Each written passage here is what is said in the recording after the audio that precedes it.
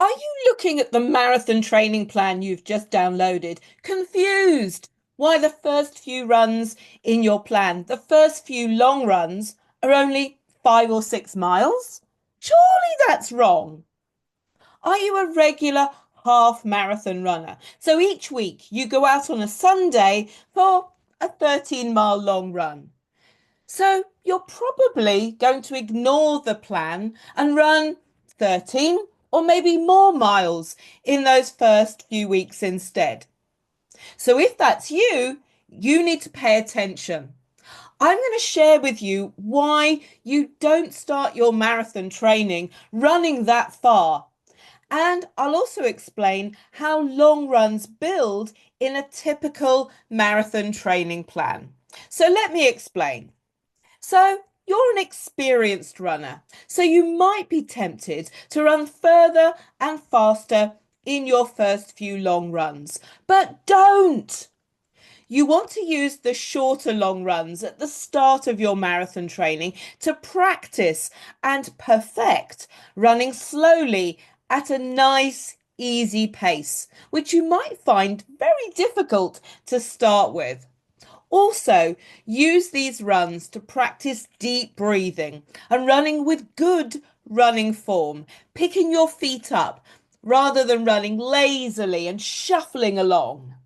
Now, unless you've done this, you might actually struggle or get injured as your marathon training runs ramp up in your plan. Now, what you're going to find is that the long runs in your training plan, they build by adding a mile or two to your long run distance each week. So your body gradually adapts to running longer distances and for a greater period of time. Now, as your long runs increase in distance, what you're going to find, it's not a linear progression. You'll build distance for 3 or 4 weeks and then have a cutback week, a week where you'll do a slightly shorter run. Now, this cutback week, it's there to allow your body to recover from the arduous running and training that you've been doing during the previous weeks. Now, running 6 or 10 miles in a cutback week when you've been running maybe 14, 15, or maybe further might feel like a bit of a cop out, and you might be tempted to run it fast or run much, much further, but don't. Remember, that week you're on a recovery week, and that week is to allow your body to rest, recover, and repair from the hard work you've done, and to prepare you for even harder work ahead. Now, if you want to learn more about long runs and about the other training runs you're going to be doing in your marathon training, you should read my new book, From Dream to Distance.